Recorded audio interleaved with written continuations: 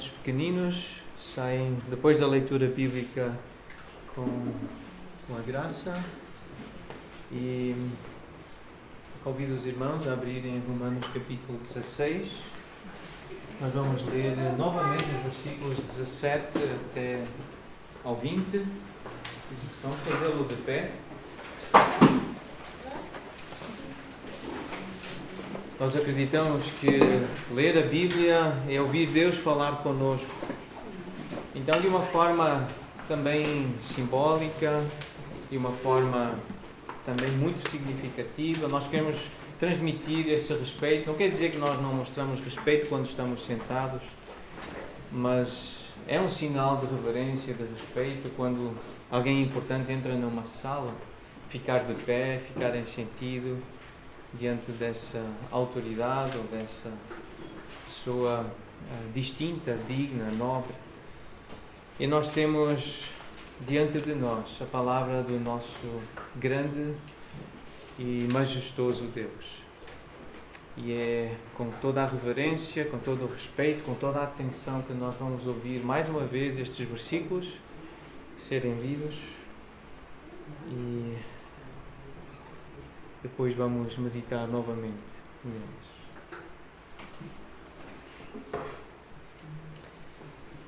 Rogo-vos, irmãos, que noteis bem aqueles que provocam divisões e escândalos, em desacordo com a doutrina que aprendestes. Afastai-vos deles, porque esses tais não servem a Cristo, nosso Senhor, e sim a seu próprio ventre. E com suaves palavras e lisonjas enganam o coração dos incautos. Pois a vossa obediência é conhecida por todos. Por isso me alegro a vosso respeito e quero que sejais sábios para o bem e simples para o mal.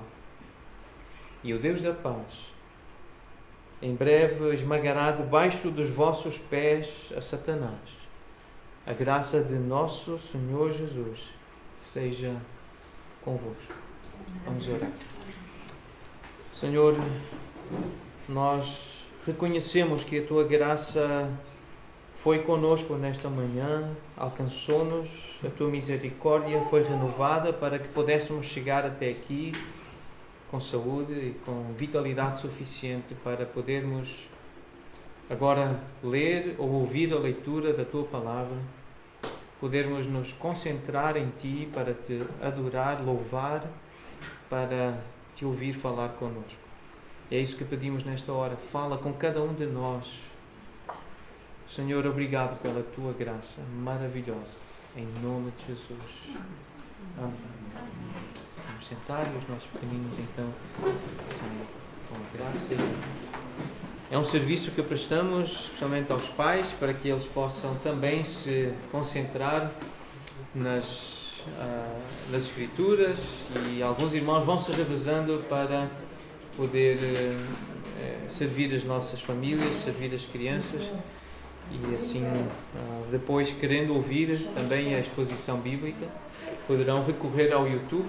Se Deus permitir, também ficará gravada lá a exposição e poderão também aproveitar mais tarde aquilo que foi estudado, aquilo que foi lido, meditado, aquilo que foi aplicado aos nossos corações. Num dos comentários a esta passagem que nós acabamos de ler, um irmão que tem dedicado a sua vida a estudar a Bíblia e a pregá-la versículo por versículo, palavra por palavra, expô-la e aplicá-la à vida da sua igreja, aos seus irmãos que congregam com ele lá nos Estados Unidos. Ele disse assim, comentando estes versículos: Paulo considerou necessário inserir nas suas saudações de amor esta admoestação, porque estes versículos estão num contexto de expressão de carinho, de amor, de fraternidade. Paulo conhecia várias pessoas, ele sabia o nome de várias pessoas, ele saúda essas pessoas, ele demonstra carinho por essas pessoas. Então, nesse contexto, de repente, ele considera importante inserir uma exortação, uma admoestação, um aviso: tenham cuidado, notai bem. aqueles que trazem ensinos e práticas prejudiciais. Então é uma admoestação contra falsos mestres, que traziam esses ensinos e algumas práticas que abalavam ou tentavam abalar a verdade do cristianismo, sendo esta, segundo este irmão, e como podemos concordar, a maior, eu creio que podemos concordar, que é a maior das ameaças, é atacar a verdade, é duvidar da palavra do Senhor, duvidar da bondade de Deus, duvidar do caráter de Deus, da justiça de Deus, colocar a verdade de Deus em causa. Uma grande ameaça, talvez a maior ameaça à nossa relação com Deus e à Igreja. Ele continua e diz assim: o amor genuíno estará pronto para perdoar o mal, mas não o tolerará nem o ignorará. Pode perdoar, mas não ignora, não faz de conta que não existiu. Não tolera, não convive com o mal pacificamente. Procura aniquilá-lo, procura destruir o mal, procura impedir que o mal prevaleça. Esse é o amor genuíno. Aqueles como Paulo que amam de verdade os outros cristãos que lhes são queridos, alertá-los-ão a respeito do pecado e das consequências. E Paulo mostra que tinha carinho por estas pessoas, eram queridas para ele. Então ele alerta estas pessoas: tenham cuidado, há perigo. E se ouvirem o ensino dessa gente, desses falsos mestres, haverá consequências graves para a vossa relação com Deus e uns com os outros. Porque o Evangelho foi-nos dado para abençoar a nossa relação com Deus e uns com os outros. Um outro irmão, a comentar estes versículos, ele pergunta assim: como deter os falsos mestres? Como impedir que eles circulem no nosso meio e atuem no nosso meio? Paulo recomenda aos cristãos romanos para serem sábios em relação ao bem, mas puros em relação ao mal. Então essa sabedoria em relação ao bem, conhecer o bem, conhecer a verdadeira doutrina, a doutrina que aprendemos. A igreja de Roma, os crentes em Roma, são uma igreja que deseja ser obediente, diz Paulo. Vocês têm uma obediência conhecida diante de todos, mas não podem ser ingênuos. Devem continuar a aprender mais sobre como fazer o bem, amar e obedecer a Deus. E precisam recusar-se terminantemente a ter qualquer ligação com o mal, com qualquer coisa que não esteja de acordo com o Evangelho. Não deve haver comodismos nem concessões. Espaço para o mal no vosso meio. Isto dá trabalho. Eu não vou fazer porque dá trabalho. Ler a Bíblia todos os dias é muito chato, é muito cansativo. Ir à igreja, em vez de ir para a praia ao domingo, com um calor tão bom, isso é muito chato. É muito mais fácil ir para a praia, né? Ou ficar em casa a dormir até mais tarde. Então não há lugar para comodismos. Uma igreja que é conhecida pela sua obediência, para manter essa fama, essa boa fama, para ser digna de elogios e de alegria de quem a observa, como Paulo observava e dizia: eu sinto-me alegre, eu fico feliz com vocês. Essa igreja é uma igreja que não se pode dar a comodismos, nem pode fazer concessões ao mal, à impureza, não se pode entregar aos prazeres do mundo, da terra, da carne, do corpo, sem critério. Satanás é um grande mentiroso e uma das suas armas é o ensino egocêntrico, a ideia do ventre.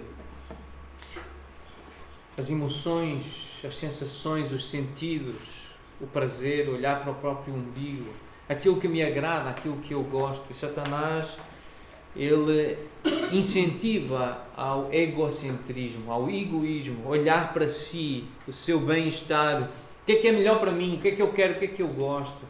E Satanás alimenta isso, ele sabe o quanto isso destrói o nosso relacionamento com Deus e com as pessoas. Pessoas egoístas são pessoas que dificilmente têm bons relacionamentos. Ou, eu acho dificilmente, foi muito generoso. Uma pessoa egoísta não tem bons relacionamentos. Ponto final. No entanto, foi Satanás que foi derrotado por Cristo. Ele está a ser derrotado por Cristo. e será derrotado por Cristo. É uma frase complexa, não é? Mas é isso que a Bíblia diz.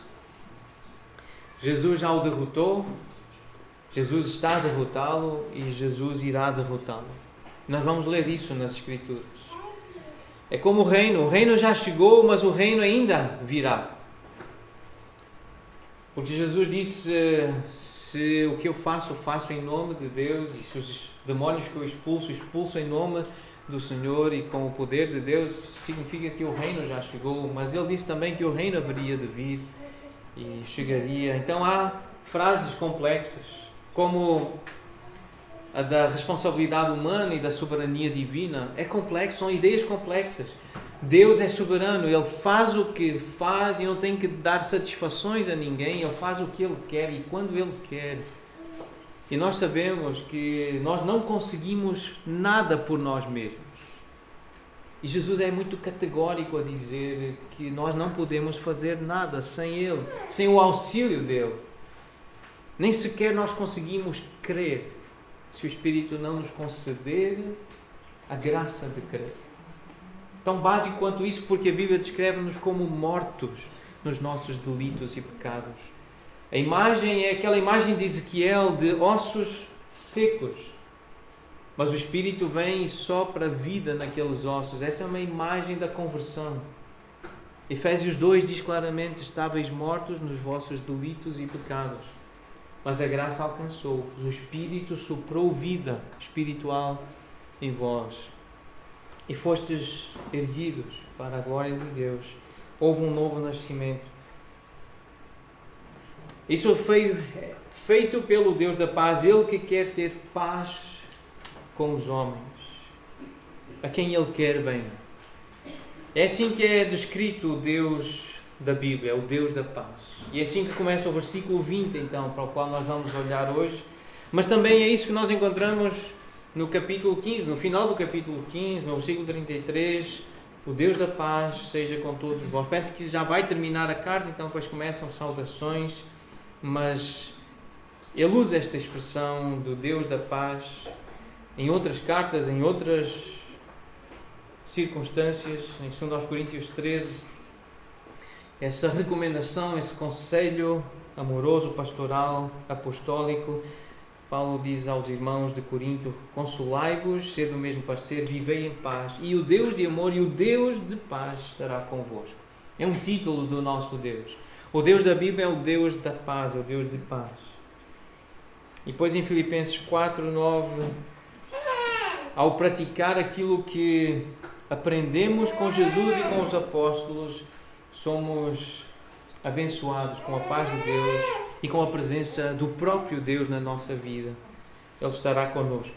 O próprio Deus estará com aqueles que seguem, que ouvem e que seguem o seu ensino. Em 1 Tessalonicenses 5, de novo, é apresentado o nosso Deus como o Deus da paz, num contexto de santificação, de comunhão e de santidade. E em Hebreus capítulo 13, o Deus da paz é aquele que evidencia o seu poder na ressurreição. A forma como ressuscitou Jesus é a forma como nos vai ressuscitar, e lembra-nos então que a nossa vida não se limita apenas a esta terra. Então, este título, Deus da paz, está associado a este assunto deste versículo, a vitória sobre o inimigo das nossas almas. É o Deus da paz que esmagará Satanás, o inimigo das nossas almas. Então é neste contexto de guerra que aparece o título paz, mas também é num contexto de comunhão e de santificação que aparece o título de paz, associado com Deus, de santidade e do poder na ressurreição. O Deus da paz que tornou a trazer dentre os mortos nosso Senhor Jesus. Então é para ter paz que houve morte, houve derramamento de sangue. É para haver paz com Deus, para haver apaziguamento do conflito entre Deus e o ser humano. Então este é o contexto do título paz, para descrever o nosso Deus. Então o coração pastoral de Paulo mostra-se novamente no final desta carta, quando ele alerta os seus leitores contra os sempre ameaçadores, aqueles que vivem como uma ameaça constante para a igreja, são os legalistas, os judaizantes, aqueles que fazem com que a pessoa volte para trás, para a falsa e a velha religião das obras, de fazer coisas para agradar aos deuses, merecer o favor dos deuses. É o egoísmo, é o orgulho, é a arrogância, é a soberba, é a autossuficiência. E os judaizantes, esses falsos mestres, esses que vêm com ideias mundanas, egoístas, satânicas, por isso, eles perseguiam Paulo na sua jornada em direção ao Ocidente. Eles andavam atrás de Paulo, queriam matá-lo, queriam prendê-lo e matá-lo. E certamente gostariam muito de tomar partido de qualquer divisão menor quanto ao assunto da observância da lei, como Paulo já tinha tratado nos capítulos 14 e 15, aquelas coisas das preferências e de comer, não comer, guardar dias, não guardar dias. Então esses homens que faziam esse tipo de influência, homens e mulheres, eles queriam exercer essa influência na vida da Igreja de Roma, entre os irmãos de Roma, para afastá-los do ensino apostólico, do ensino de Cristo, trazer essas questões do legalismo, da observância da lei, e assim criar divisões e conflitos, causar escândalo, tropeço para cair na fé. A sua esperança era de que obedientes, os irmãos de Roma, não seriam enganados pelo discurso vazio dos judaizantes e de que Deus iria destruir rapidamente tais instrumentos de Satanás.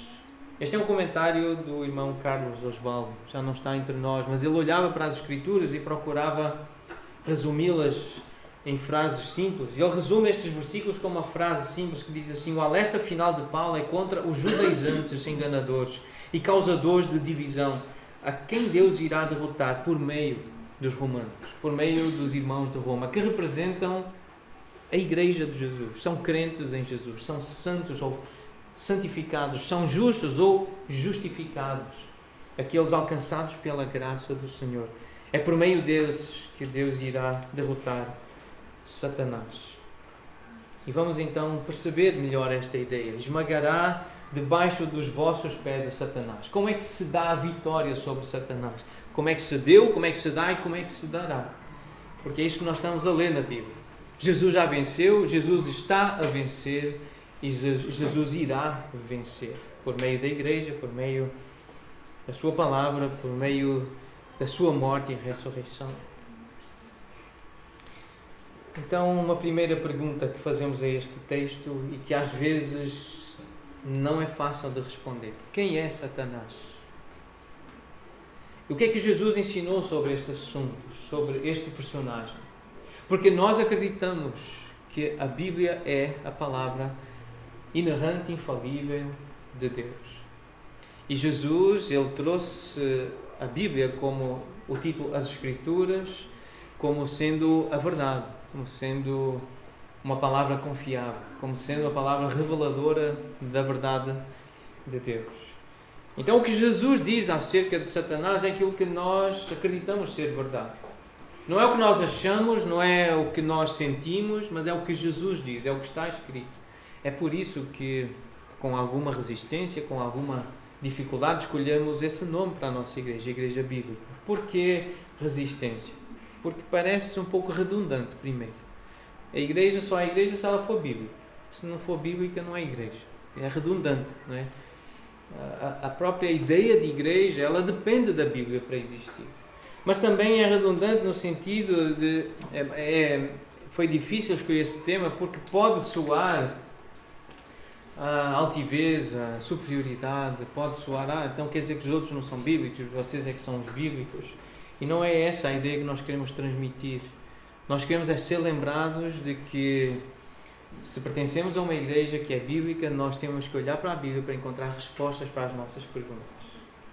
Nós não vamos procurar em teorias humanas, por muito bem elaboradas que sejam, nós não vamos procurar as nossas respostas ou as respostas às nossas perguntas nessas teorias, nem na ciência, mas sim em Deus e na sua revelação.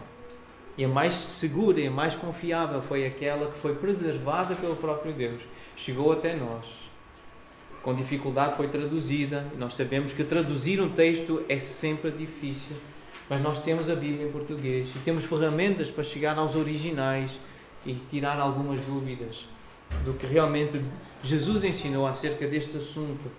Satanás é um demónio, e demónios são anjos maus que pecaram contra Deus e hoje continuamente praticam o mal no mundo. Então essa é a definição de Satanás. Ele é um demónio, portanto demónios são anjos maus. Quando Deus criou o mundo, Ele viu tudo o que fizera e eis que era muito bom. Isso está em Gênesis 1:31, o que significa que mesmo o mundo angélico que Deus tinha criado, Ele não tinha ainda anjos maus ou demónios naquele momento, porque tudo era bom. Se tudo era bom, não havia demónios, anjos maus. Mas quando chegamos a Gênesis capítulo 3, nós vemos que Satanás, na forma de uma serpente, ele tentava Eva ao pecado. O que significa então que em algum momento, entre os eventos de Gênesis 1:31 e Gênesis 3:1, deve ter havido uma rebelião no mundo angélico, na qual muitos anjos se voltaram contra Deus e se tornaram maus. Há outras teorias, há outras explicações, mas esta parece-me a mais credível e a mais também sensata. Agora, como é que Satanás tem agido e como é que os demónios têm agido? Foi Satanás que originou o pecado. E alguns textos mostram a ação de Satanás e a gênese do pecado, o egoísmo, o desejo dele de se engrandecer e de levar o homem a seguir esse caminho de ser como Deus ou até, se possível, ser maior do que Deus. E usando a mentira, usando a ilusão, usando o homicídio, os demónios, então, eles opõem-se a toda a obra de Deus, tentando destruí-la. As táticas de Satanás e dos seus demónios são a mentira, o engano, o homicídio e todo e qualquer tipo de ação destrutiva no intuito de fazer as pessoas se afastarem de Deus, rumo à destruição. É isso que ele quer. Que as pessoas se afastem de Deus. E uma vez a pessoa afastada de Deus, já está no caminho de se destruir. Os demónios lançam mão de qualquer artifício para cegar as pessoas para o Evangelho e para as manter presas a coisas que as impedem de se aproximarem de Deus. Também procuram usar a tentação, a cobiça, a dúvida, a culpa, o medo, a confusão, a doença, a inveja, o orgulho, a calúnia ou qualquer outro meio para obstruir o testemunho e a utilidade do cristão. Os demónios estão limitados pelo controlo de Deus e têm poder restrito. E a melhor história para perceber esta afirmação, esta verdade afirmada aqui, é a história de Jó. E a história de Jó deixa claro que Satanás podia fazer só o que Deus lhe permitia e nada mais. Se quiserem marcar a referência, Jó capítulo 1, versículo 12 e Jó capítulo 2, versículo 6, diz exatamente isso. Deus coloca limites a Satanás acerca daquilo que ele pode fazer a um indivíduo, a um homem, a um ser humano. Então os demónios são mantidos em algemas eternas. Isso está em Judas, no versículo 6. E os cristãos podem muito bem resistir-lhes por intermédio da autoridade que Cristo nos legou. Tiago 4,7 diz: resisti ao diabo e ele fugirá de vós, mas sujeitai-vos a Deus. Então isso quer dizer que o diabo não mexe no cristão sem ter autorização. Ele não tem essa liberdade de ação. Então essa é uma afirmação importante. Os demónios estão limitados pelo controle de Deus e têm poder restrito.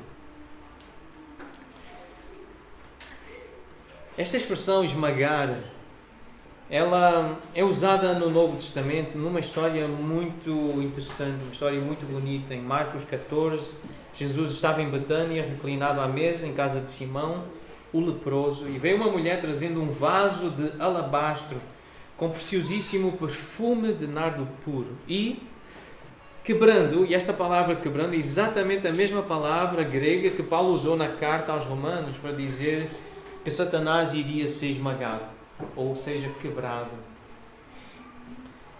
Quebrando o alabastro, derramou o bálsamo sobre a cabeça de Jesus. Então é uma palavra comum na língua grega para descrever uma situação de estar partido, desfeito, em cacos, coisa esmagada, esmigalhada, feita até em pó. Faz-nos lembrar daquela imagem do sonho de Nabucodonosor, Daniel capítulo 2. A imagem acerca dos reinos vindouros, e nós sabemos que, embora tenha sido escrito 600 anos antes de Cristo, a precisão dos detalhes, a sequência dos reinos, até chegar ao reino de Roma, ao Império Romano, e levantar-se aquele sem auxílio de mão humana, que viria e esmagaria os pés da estátua, esmagalharia todos os reinos do mundo. Então é uma referência a essa visão gloriosa de Cristo, ao poder de Cristo. Então é esta ideia, este verbo pode ser traduzido dessa forma: despedaçar, esmagar, partir em pedaços. E é usada por Lucas, no capítulo 9, para descrever a ação demoníaca também na vida de alguém, de uma pessoa, de um jovem.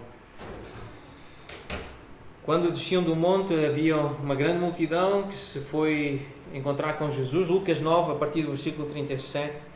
E dentro da multidão surgiu um homem que gritou para Jesus e pediu, e chamou: Mestre, suplico-te que venhas ver o meu filho, porque é o único filho que eu tenho.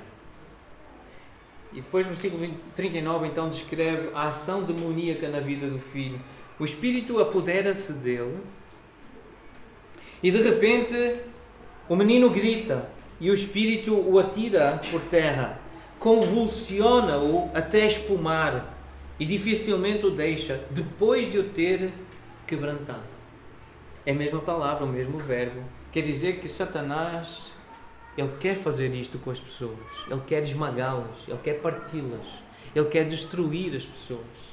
E estava a fazer isso com esse jovem menino, com o filho desse homem.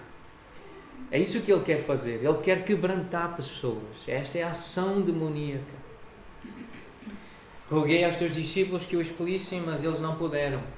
E respondeu Jesus: ó geração incrédula e perversa, até quando estarei convosco e vos sofrerei? É uma demonstração é um desabafo, quase de impaciência, mas ao mesmo tempo paciente. Até quando? Até quando vou lidar com gente que diz que crê, mas não crê? Que diz que confia, mas não confia? Ó geração incrédula e por isso perversa, maldosa. Então Jesus disse: traz o teu filho. Quando se aproximando, o demónio o atirou ao chão e o convulsionou. Mas Jesus repreendeu o espírito imundo, curou o menino e entregou-o ao seu pai. E esta é a obra de Jesus. Este é o ministério de Jesus. Ele tem autoridade para falar e curar e expulsar o demónio, esmagar o demónio, quebrar o demónio, lançá-lo no abismo, no inferno, onde ele quiser. Curar e entregar de novo à vida, entregar à família, devolver para um relacionamento. Então, espiritualmente, é isso que Jesus quer fazer connosco.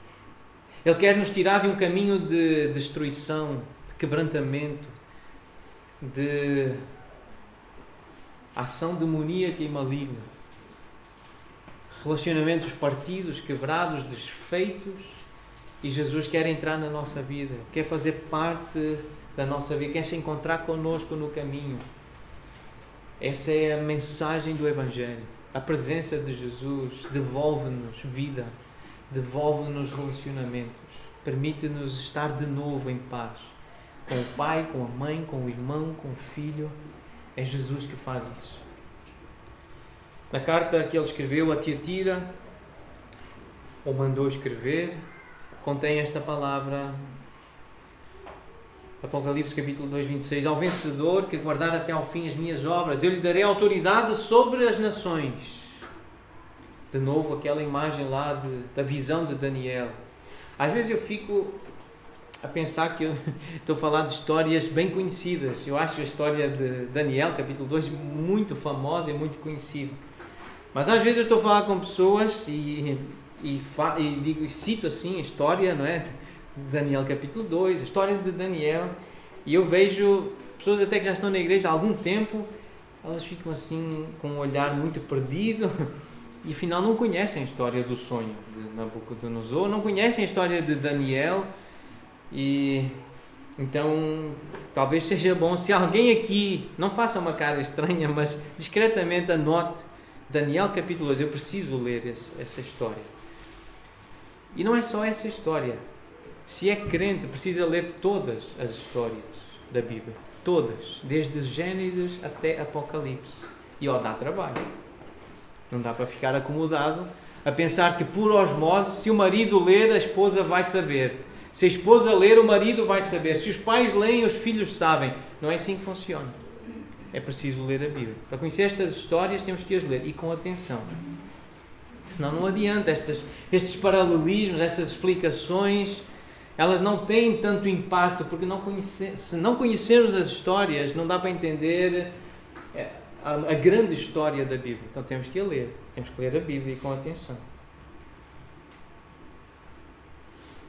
Ao vencedor que guardar até ao fim as minhas obras, eu lhe darei autoridade sobre as nações, e com cetro de ferro as regerá e as reduzirá a pedaços, como se fossem objetos de barro. Então comparem com a visão lá de Nabucodonosor, o sonho e a explicação que Daniel lhe deu. Então o uso que Paulo faz do verbo esmagar remete-nos de volta à promessa de Deus depois que Adão e Eva pecaram no Éden e foram julgados, sendo expulsos do jardim. Então Deus disse à serpente, a Satanás, que um homem nasceria e lhe feriria a cabeça. Essa promessa está registada em Gênesis capítulo 3, versículo 15. Este texto é fundamental para entender Romanos 16, 20. Porém, inimizade entre ti e a mulher, entre a tua descendência e o seu descendente. Está a falar com a serpente, está a falar com Satanás. Este te ferirá a cabeça. Este quem? O descendente da mulher. E à medida que vamos lendo a Bíblia, nós vamos percebendo que o descendente da mulher aponta para Jesus, para Cristo. Ele é o descendente. Ele é aquele que haveria de vir, é o prometido, ele é o ungido.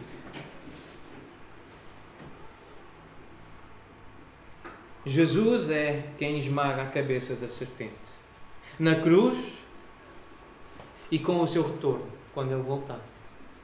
Mas o seu povo faz parte da vitória. É isso que Romanos 16, 20 está a dizer. É debaixo dos vossos pés, vós que sois povo dele, do Deus da paz, que Deus completará essa obra de quebrar Satanás, de esmagar Satanás. É por isso que Paulo, ao exortar a igreja, em 1 Coríntios 6, sobre julgamentos, ele diz, vocês não sabem, irmãos, que hão de julgar Satanás, os anjos, os demónios. Então a igreja fará parte desse tribunal, desse julgamento, em que Satanás será cabalmente destruído, esmagado.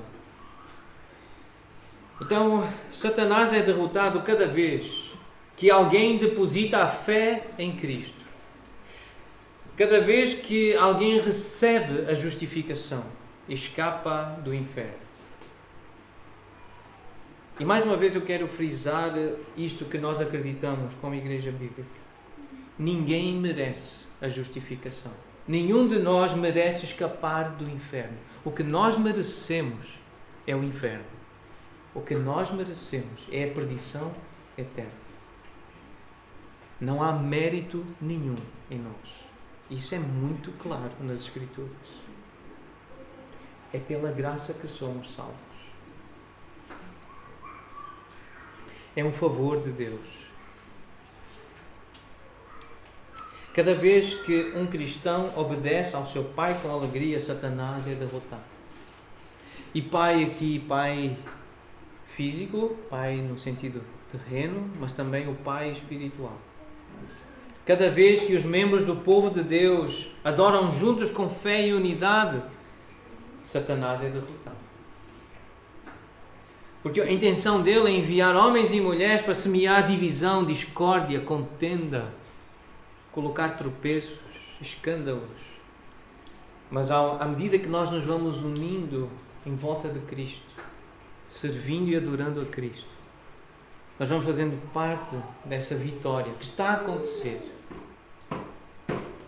sobre Satanás.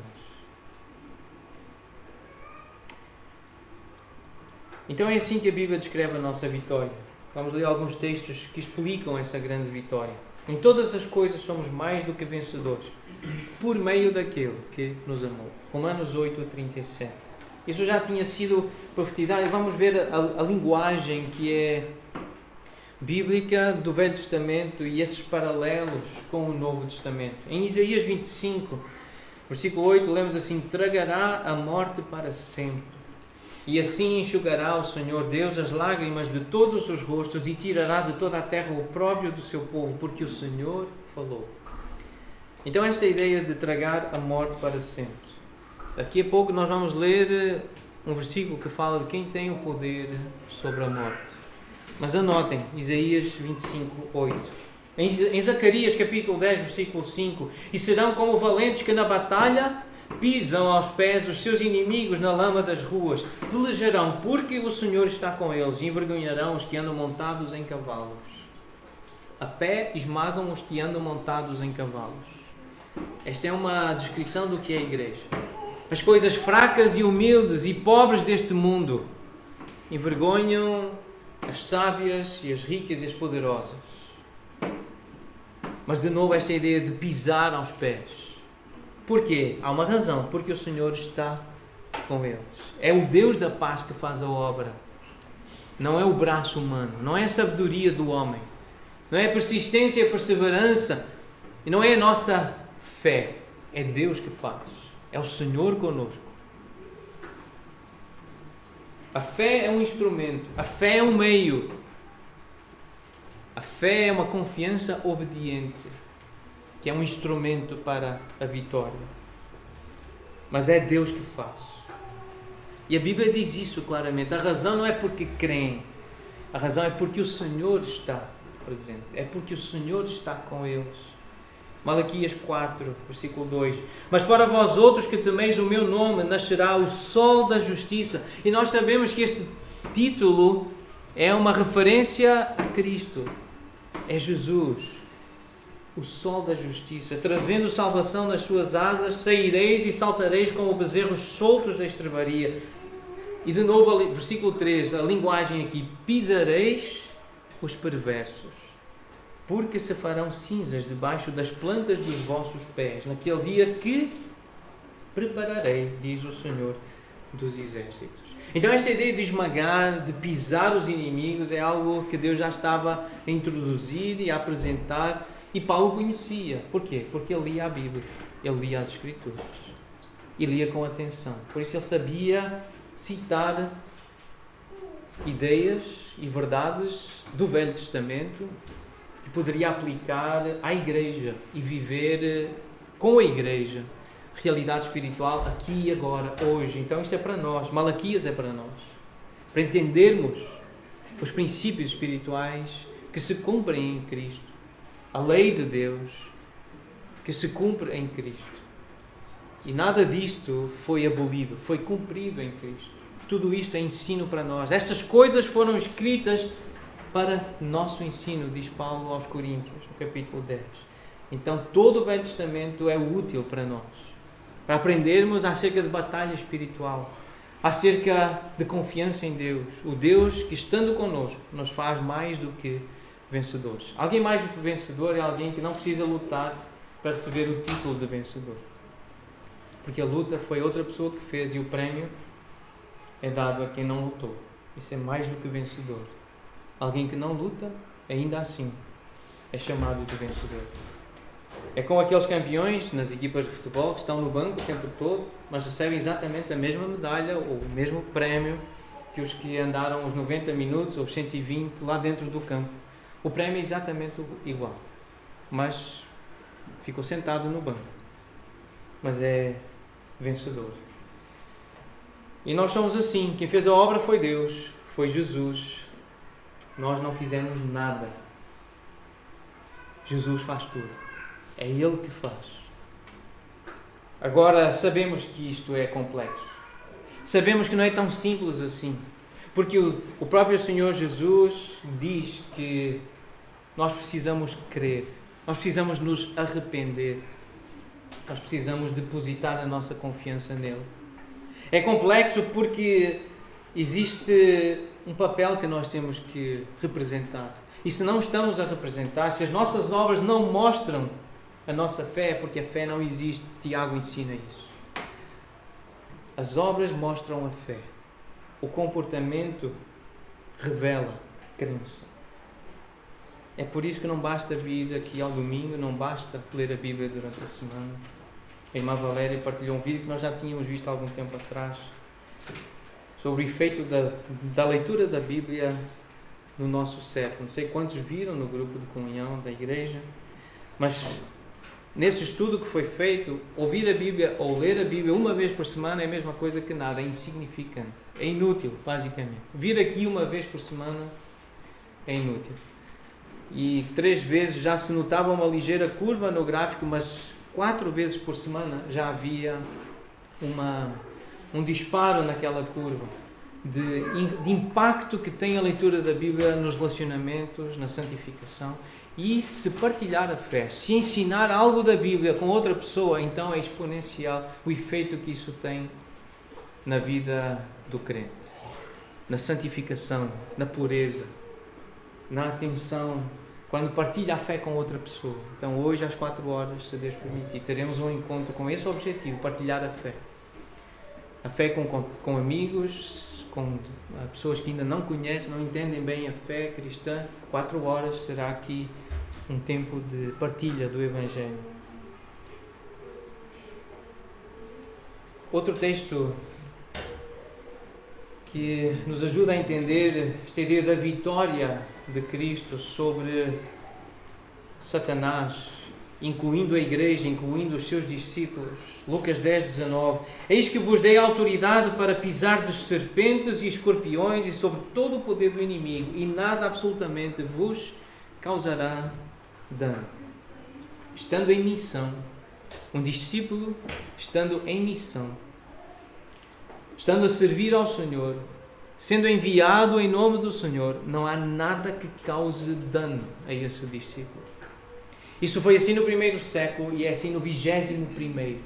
Se Deus tiver planos para nos usar hoje, neste lugar, neste bairro, ainda que a polícia venha, ainda que o Estado nos tente calar, se Deus tem planos para nos usar no local de trabalho, ou com os netos, nem patrões, nem os filhos vão impedir que Deus nos use na vida daqueles que Ele quer alcançar pela sua graça. Ninguém impede. Nem balas perdidas, nem vírus,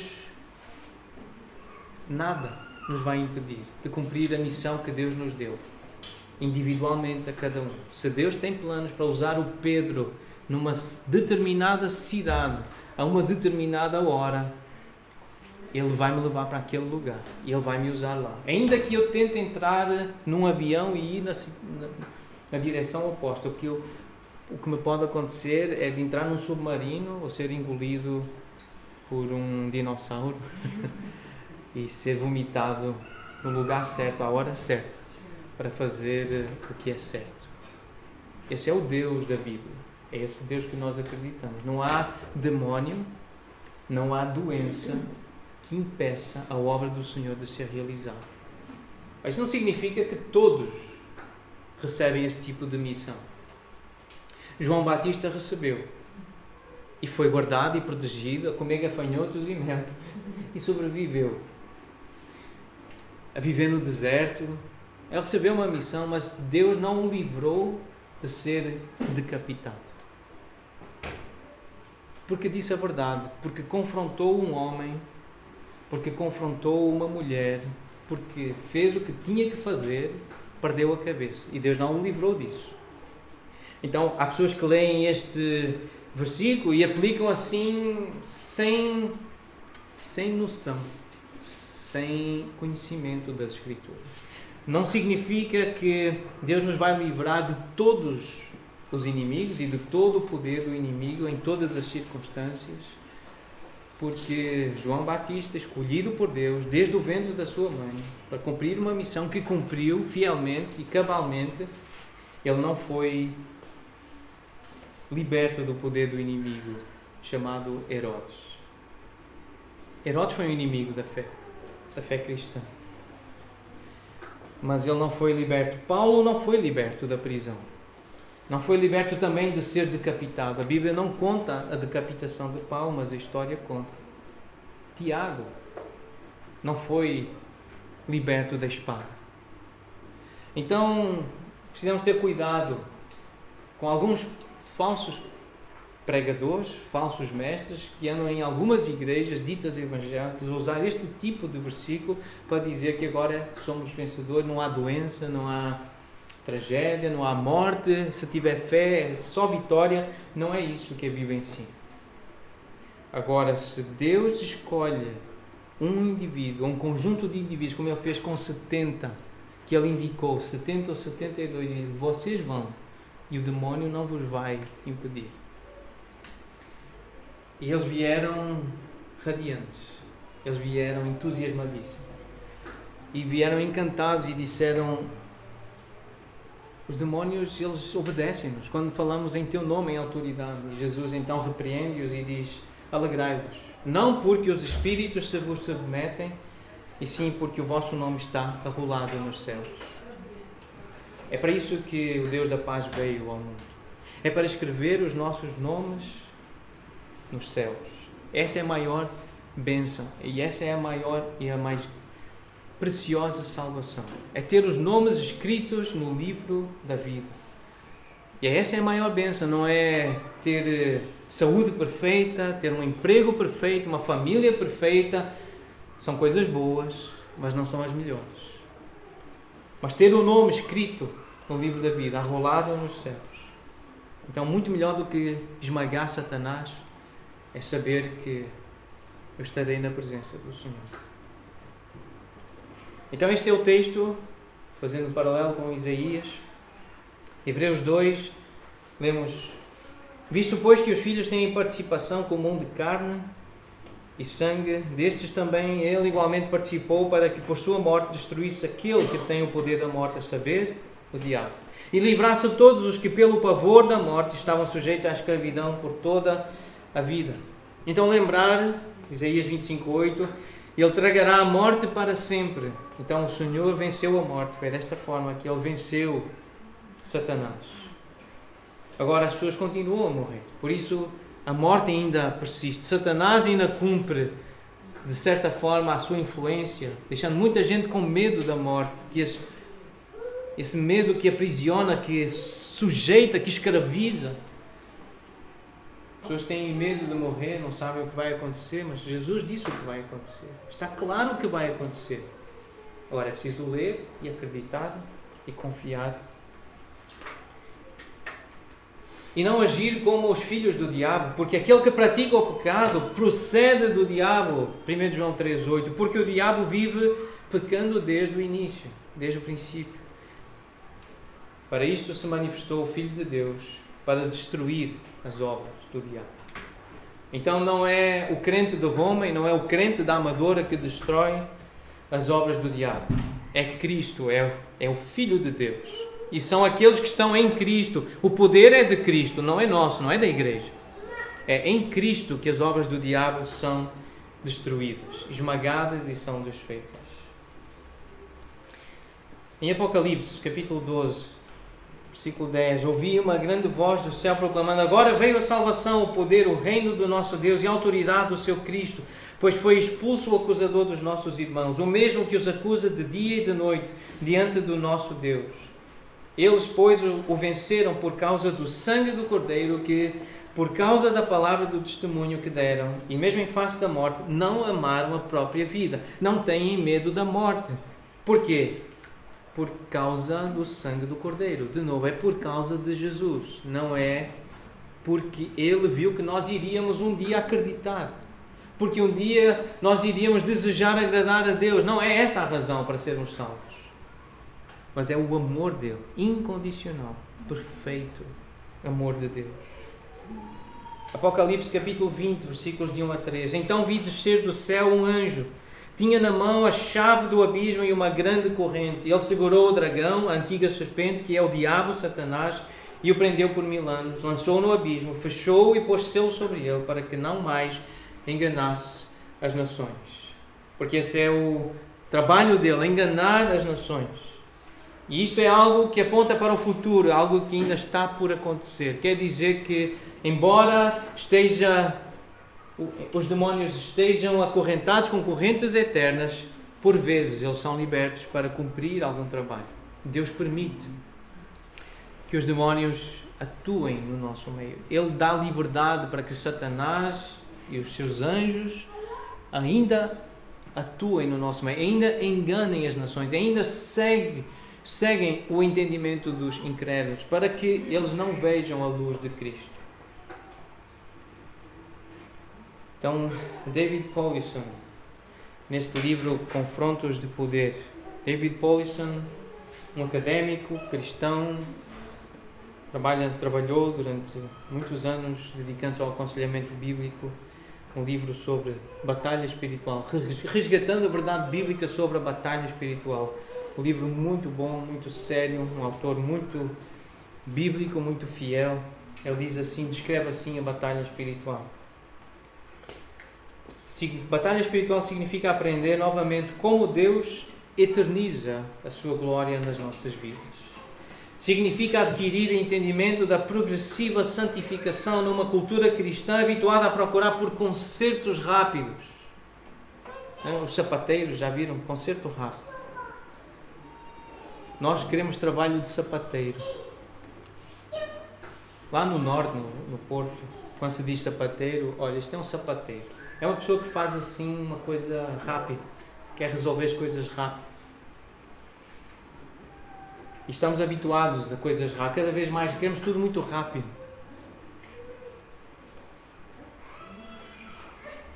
Significa aprender a ver histórias heroicas a acontecer nas pequenas esquinas da vida. Significa tornar-se humano, renovado na imagem de Jesus Cristo, o pioneiro e aperfeiçoador da fé. Significa aprendermos a tornarmos-nos cristãos. Isto é um processo que dura uma vida inteira. Isto não é rápido.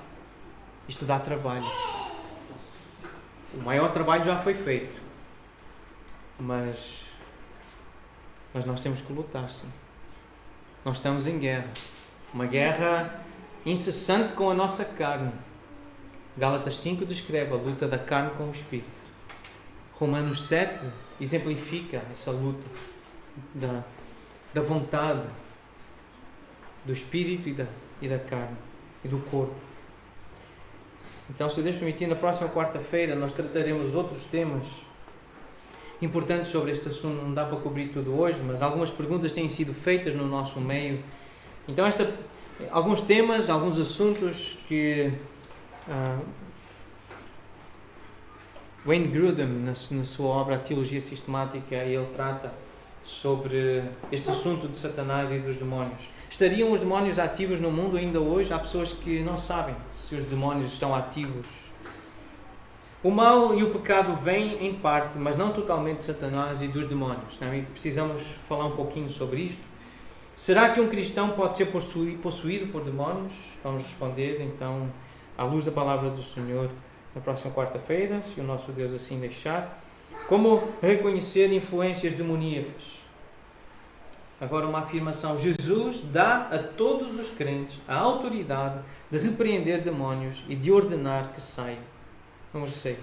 O uso correto da autoridade espiritual do cristão no ministério junto com outras pessoas. Como usar essa autoridade espiritual? O que é que isso significa, ter autoridade espiritual? E nós devemos crer que o Evangelho irá triunfar poderosamente diante das obras do diabo.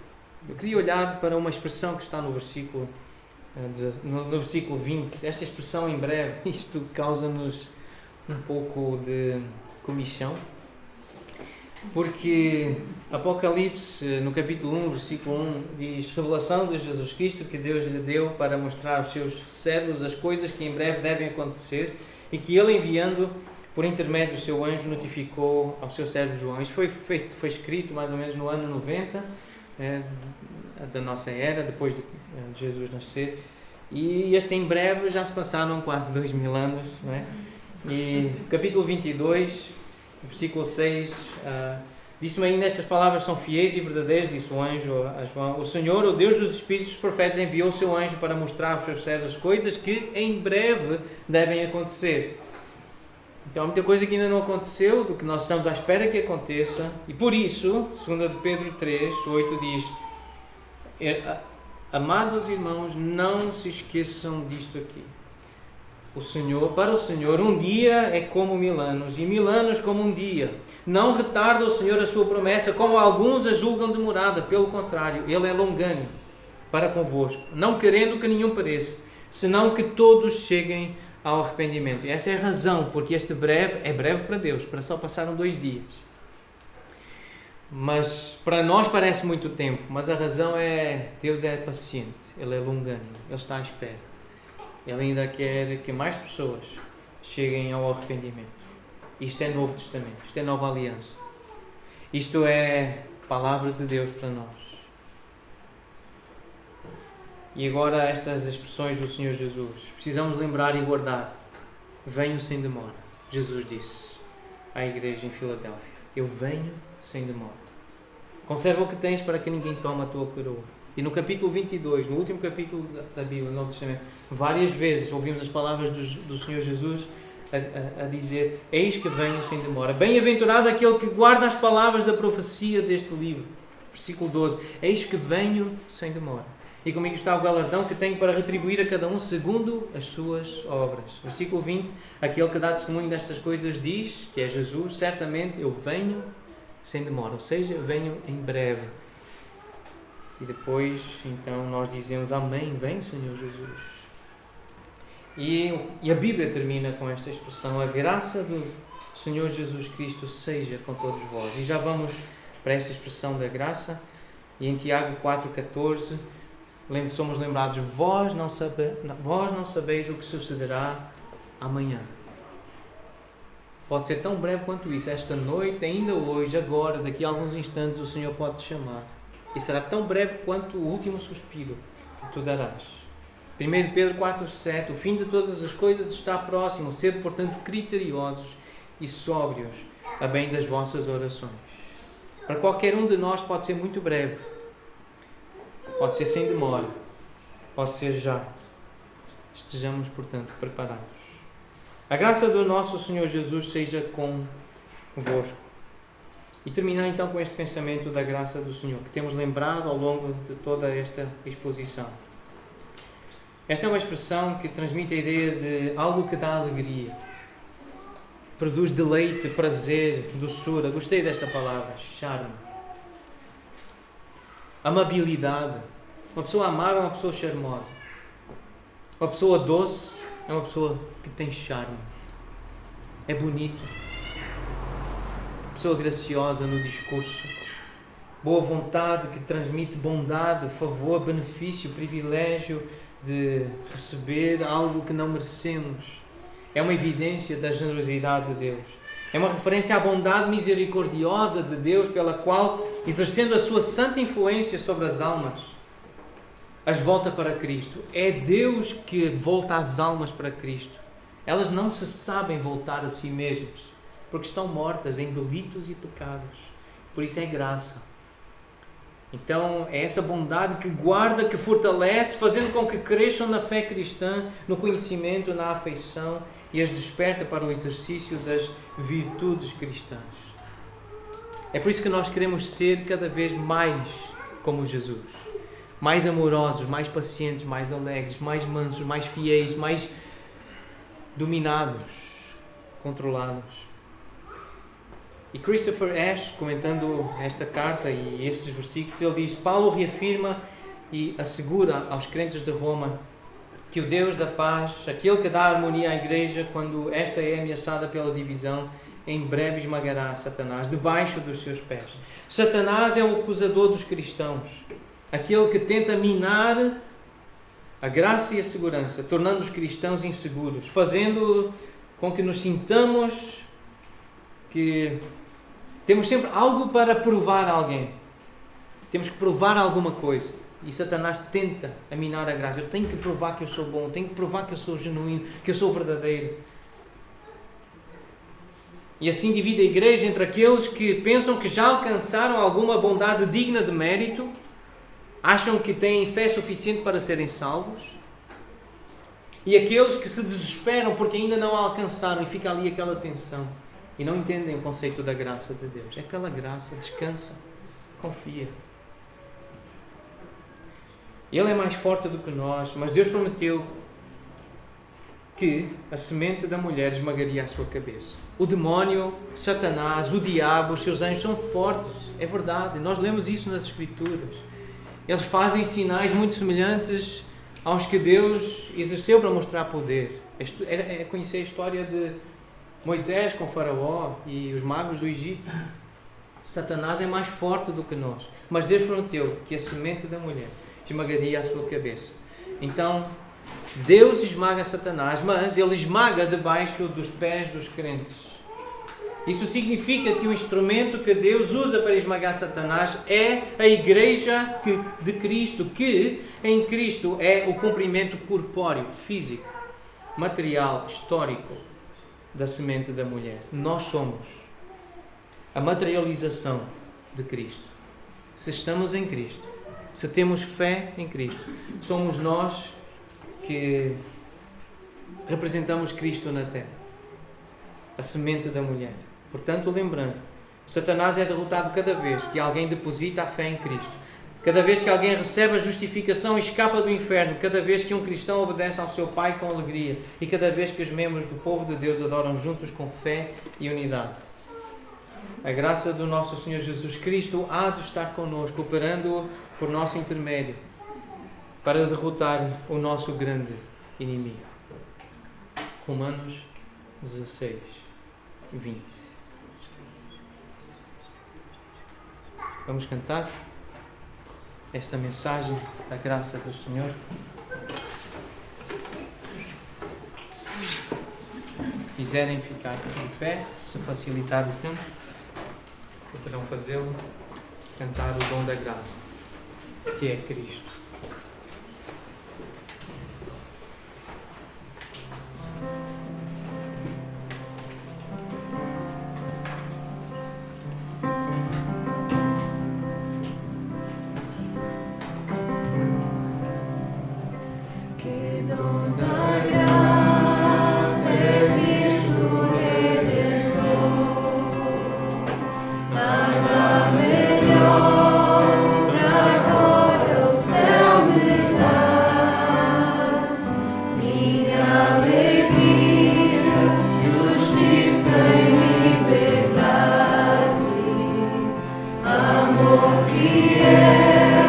Profunda paz sem fim.